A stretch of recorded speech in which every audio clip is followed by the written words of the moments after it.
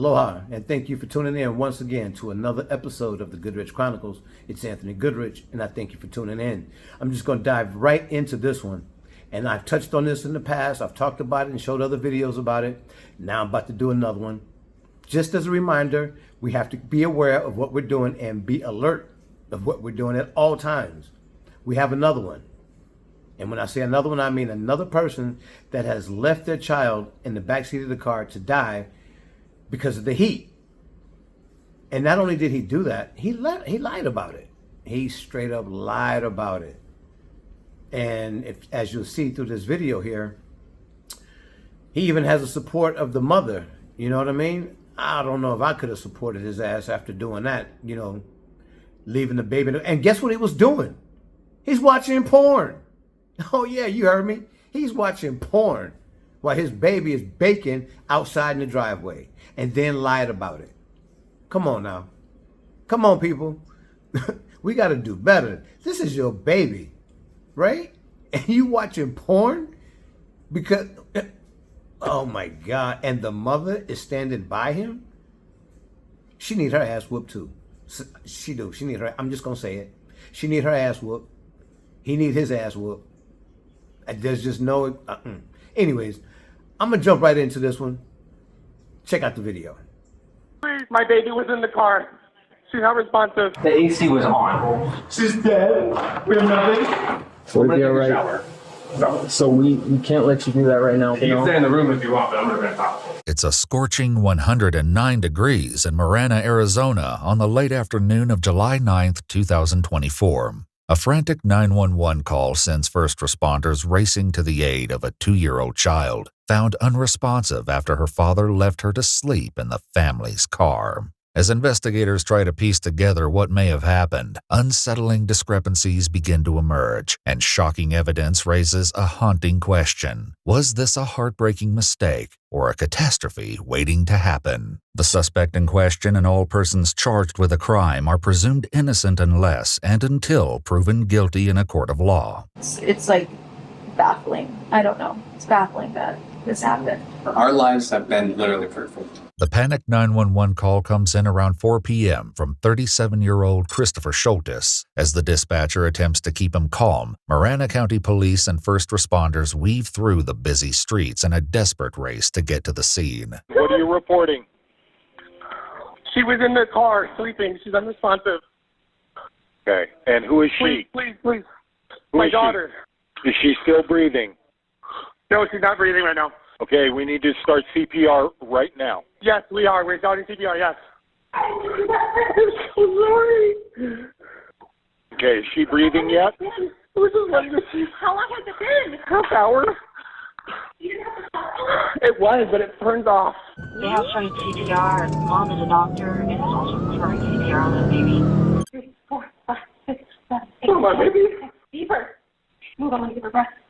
Oh, baby. By the time police arrive, paramedics have already taken over efforts to save the child, but the situation looks grim. As the temperature outside is boiling, they need to know how long she was exposed to the deadly heat. Half hour, 45 minutes. 45 minutes, okay. The car's been on. She was left in the car after 45 minutes, but it was said it was on. Was the air conditioning on? Yes. But I guess it turned off, right? As the paramedics need space to work, Chris walks away from the desperate situation. The officers attempt to keep Chris calm as he experiences rapid shifts in his emotional state. Chris. Oh yeah, let's get some more. What's going on? Why are you with me? Because we were first responders and we were on scene when they looked at all this. The AC was on. You're my worst nightmare. I have sciatica pain, so I can't be sitting down. Please, baby, please. Anything. Despite their best efforts, the situation takes a dark turn. I mean, I don't know if we should be there if she could or anything now. She's dead. Like, I need to be with her. Oh my God, my no. She's dead. We have nothing. Sir. They're doing the best they can right now, okay? Oh my God. Shortly after arriving at the hospital, 2-year-old Parker Schultes was pronounced deceased. a devastating result of intense heat stroke. While waiting with officers inside the house, Chris's demeanor continues to alternate between panicked and eerily calm.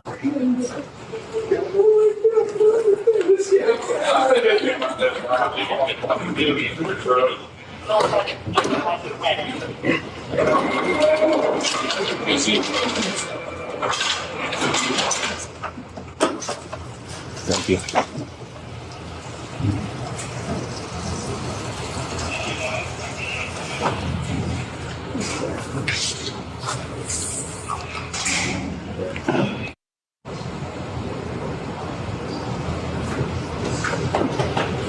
Can we get you anything? What?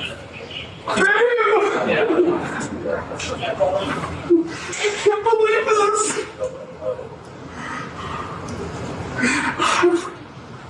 This can't be happening. She wants me to try and get her right to the hospital. Hey, we'll accommodate that for you, all right? We're just gonna need to get a statement from you about what happened, what's been going on. Obviously, I know this isn't easy for you. Okay? It's not easy for anyone around right now. As the officer prepares to get Chris's version of events, a group of investigators outside try to piece together what little information they have from the child's mother. However, a disturbing observation made by one of the paramedics will leave them questioning if there's more to the story than they've been led to believe. Mom's an anesthesiologist, so Mom was working. Mom arrived, asked where the daughter was. Dad came out here, brought the kid in. It was like that. Mom started working on the kid at that point. Dad said the kid had been in the car for 45 minutes. AC was running. So this car wasn't running when you guys got... No, the car was not running.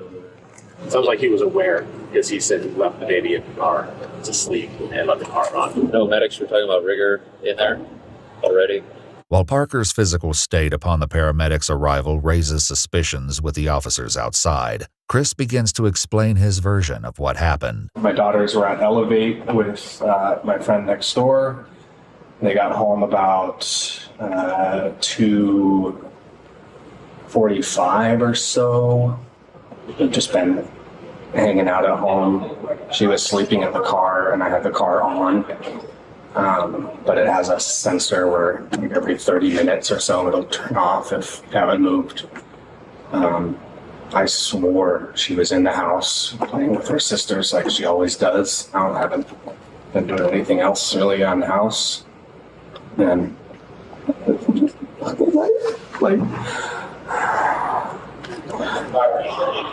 What time? Well, we never do this anywhere, but I'm home, right? Like you're home, you're safe, you're like your kids are home.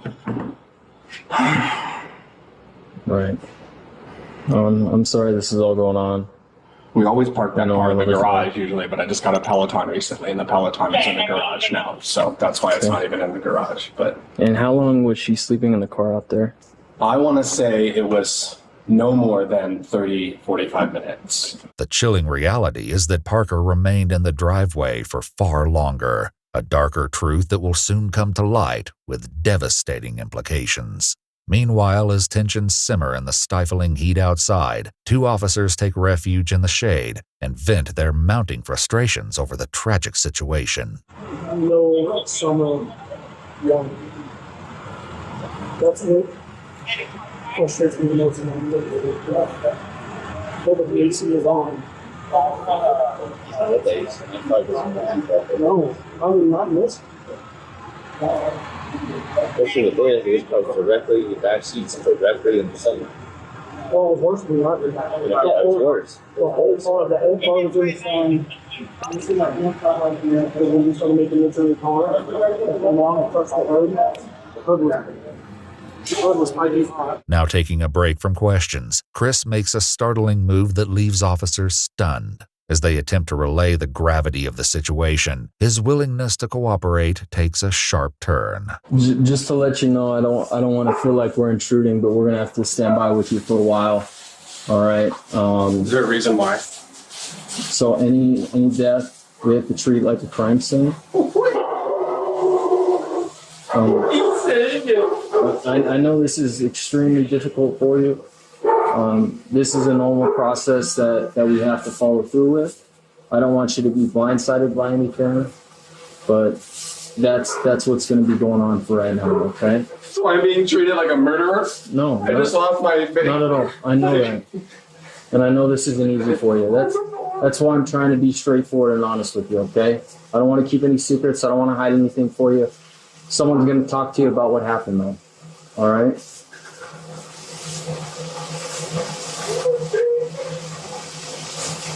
We will keep you updated with everything. My whole family, my whole family is going to be ruined. We'll be all right. So we can't let you do that right now. We have to stand by with you.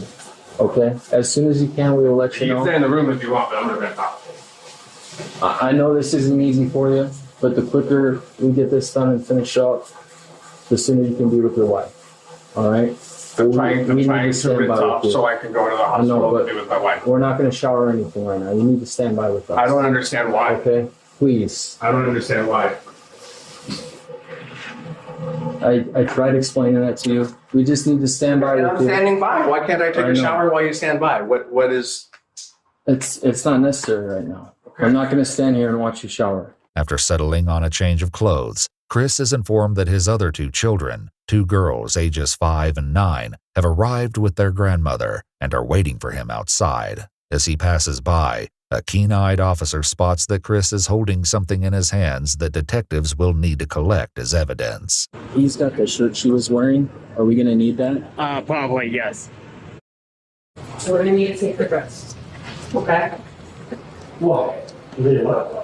Part of this scene, so we have to take her dress. We have to leave it here. He said we're doing the investigation still.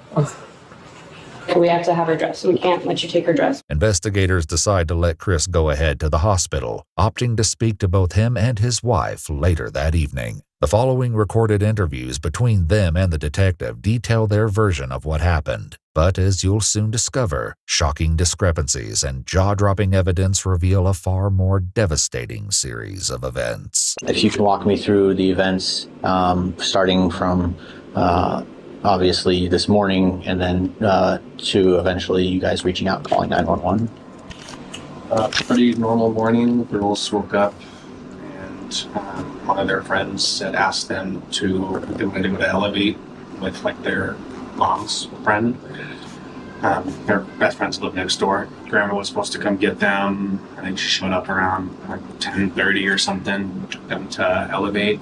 As the older daughters left for the trampoline park, Parker was supposedly left alone in Chris's care. He next explains that he went to a doctor's office and took Parker along with him, only to discover that it was closed. So then we just basically turned around and came home.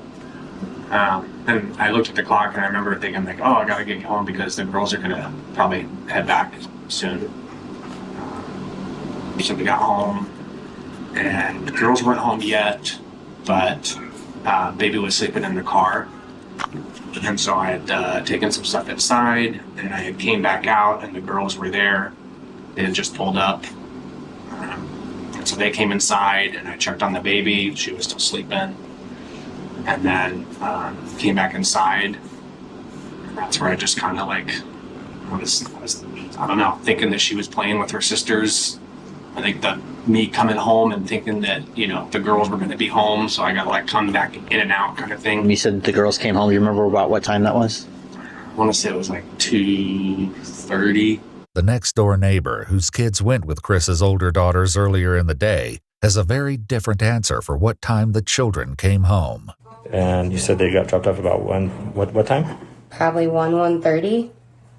I'm thinking like 1:15. And then, do you remember what time you left to go to the clinic? I don't. Okay. You remember roughly about what time you got to the clinic and saw they were closed? Probably about 2, I think. Security footage from nearby businesses and Chris's own neighborhood paint a shockingly different picture, as we'll soon uncover. The discrepancies between his account and what the cameras captured will be impossible for detectives to ignore, especially as an even more startling pattern of behavior begins to surface. So the girls get home about 2:30. You checked. Still sleeping, and the car was still on. Okay. I think it's like every 30 minutes or something that like will turn off if you haven't move the car. I don't know. I think the lockout period for the car is like 20 minutes if I were to guess. Is that something that's happened before that you've noticed with the car? Or? I've noticed the car stopping before just because I was sitting in it one time and not like having the like anything going on and it just turns off. So I know that it does that at some point. Crime scene investigators performed a test to replicate this event on Chris's car, and while the exact time varied between each test, the vehicle turned itself off consistently around the 20-minute mark. 1 hour after the engine shut off, investigators recorded the temperature of the back seat where Parker was left sleeping. It was a sweltering 149 degrees Fahrenheit. And then you go inside, you guys are doing things as normal, then what's next? Girls were playing in their room on their iPads like they usually do. That's where I thought the baby was. Girl said hi, but the baby didn't come say hi to her, so that's when she was like, "Where's the baby?" I was like, "I don't know, I think she's sleeping." And my daughter started looking for her first, and the girl said that she was sleeping in the toy room, but when I got up and went in the toy room, she wasn't in there. And then we were like, And then I was just walking around the house, like checking the rooms and stuff, because I figured she was in one of the other rooms. And I went out in the driveway and checked her car. Already, Chris's timeline casts doubts as it places Parker in the driveway from before 2:30 p.m. up until the 911 call was placed, much longer than the 30 to 45 minutes he originally claimed. These discrepancies won't escape these seasoned detectives, but the truth they uncover will be worse than they imagined. And as far as letting sleep in the car, you've done that before with the kids? No, not that I'm aware of. And then, had you done anything like this before, where you just let her sleep in the car or anything like that? No, that's normally. I mean, I have the girls with me usually, and the girls are always, good about like, "Dad, get the baby," like we'll walk to one side together. I don't mean to be insensitive, but I have to ask these questions. Any issues at home? Any problems? No, we have the perfect life. Like, I'm not even kidding. Like, every day we're just in awe of just how much we love each other, how perfect our girls are, just how full everything is.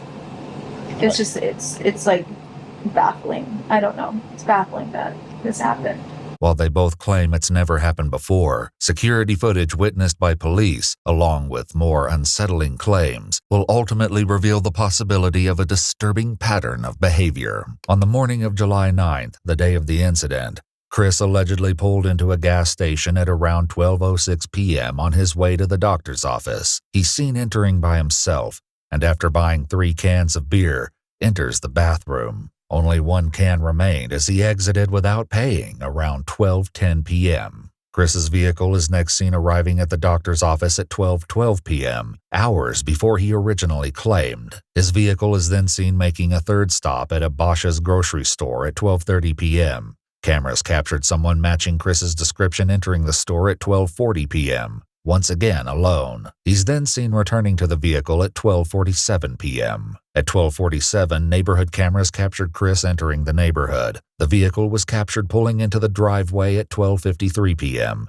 where Parker was left asleep until 4:16 p.m., when the 911 call was placed. Parker Schultes remained in the driveway for more than 3 hours. The possibility that Parker was left unattended at each location may have been a shock to detectives, but to neighbors it was no surprise. After hearing troubling rumors circulating in their small neighborhood, investigators begin to question them and are shocked at the surprising allegations. Neighbors tell police that there have been multiple incidents in which the older girls were rumored to be found lost and wandering the neighborhood, while Chris was nowhere to be found. As well, a second neighbor came forward to say she'd been involved in a number of search parties for the girls over the years and claimed that while Chris was home, he would have no clue they even left the house. While Chris and his wife both adamantly denied regularly leaving their children alone, disturbing text messages surfaced between the two that seemed to contradict their claims. In this exchange, which took place just after Parker was taken to the hospital, the messages read, "I told you to stop leaving them in the car. How many times have I told you?" To which Chris replies, "I'm sorry. Detectives are coming for me. I'm going to prison. I killed our baby." Additionally, in the months leading up to Parker's untimely death, the mother accused Chris of driving under the influence with the girls in the car. As well, it appears that Chris admits to speeding at nearly 140 miles per hour with one of the children in the back seat. One burning question still remains: what Chris was doing while Parker was supposedly trapped in the scorching vehicle for over 3 hours. Between 2:30 and then when I came home, what were you doing? Working on laundry. The Office was on TV. I was drinking a Dr. Pepper.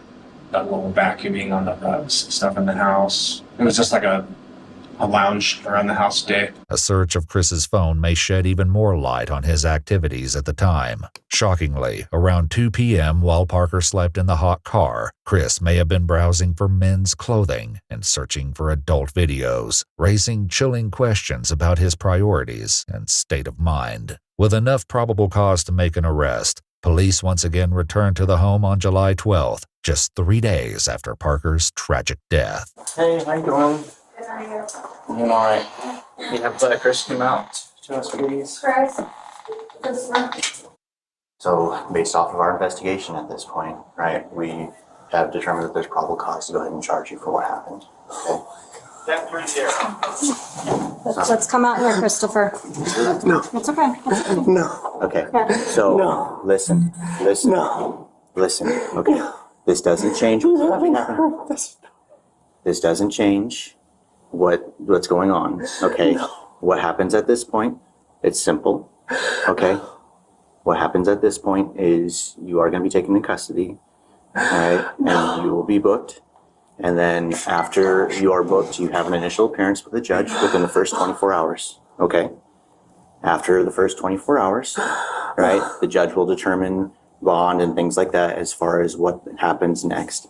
At that point, the case goes to the courts. It'll be between you, it'll be between your attorneys, and it'll be between the county prosecutor, okay? So, again, I can't change the consequences of what happened, all right? But what I'm going to ask of you. Okay. Come on, Chris. Let's go out here. Can you grab him some shoes, please? No. They're right there. They're right there. Let me put shoes on. Can I just ask one thing, please? Yes. Yeah. Can you say bye to our kids? Okay. So listen to what I'm saying. I'm not resisting. I know. Just please. Just relax. I Just need you to relax, listen. Christopher. I need you to listen. Just Okay. relax. We will Just get your shoes. relax. Just relax. The timing of the arrest doesn't sit well with Chris's wife and mother, who express their concerns as well as their harsh opinions about the officers themselves. Just so you guys two, we're trying to make this as little of a scene as possible, so. I don't think Can you wait till after the funeral? I don't want the kids to see Dad get hauled off. Seriously. That's going to be between you and the court. Can I give him a kiss? Yeah. There you go. Chris, I'm gonna be here and I'll take care of everything. Seriously. The funeral is private. No heart. No heart at all. As officers prepare for transport, they make one final consideration given the extreme temperatures. Anything inside your pockets? You just have to, it's standard, okay? Hey, Brooks, on the AC, look on the bottom, it says rear. Let's get the AC. As good as I can my chance. We'll do a second. Thank you. Christopher Schultes was arrested and booked into the Pima County Adult Detention Center. He's been indicted on charges of second-degree murder and child abuse related to the death of Parker Schultes. Now, you have to tell me what you think. What you think? Do he need his ass whooped? Do she need her ass whooped? Somebody need their ass whooped. That's all I got to say. They both need their ass whooped. That's crazy. You are leaving your child in the backseat of a car at your house and you forget about her? Oh my God, bro. Come on now. We got to do better than this. But, you know, again, I had to bring this to you because it's important that we keep this in the forefront. If you have children or responsible for children, keep this in the forefront of your mind of what you're doing. Every step of the way that you move, you need to think about it because you might have somebody with you in the back seat of your car. Anyhow, I'm just going to say thank you for tuning in. You could have been anywhere in the world, but you chose to spend some time with a brother like me. And for that, I will always be grateful. Thank you very much. Anthony Goodrich, signing off.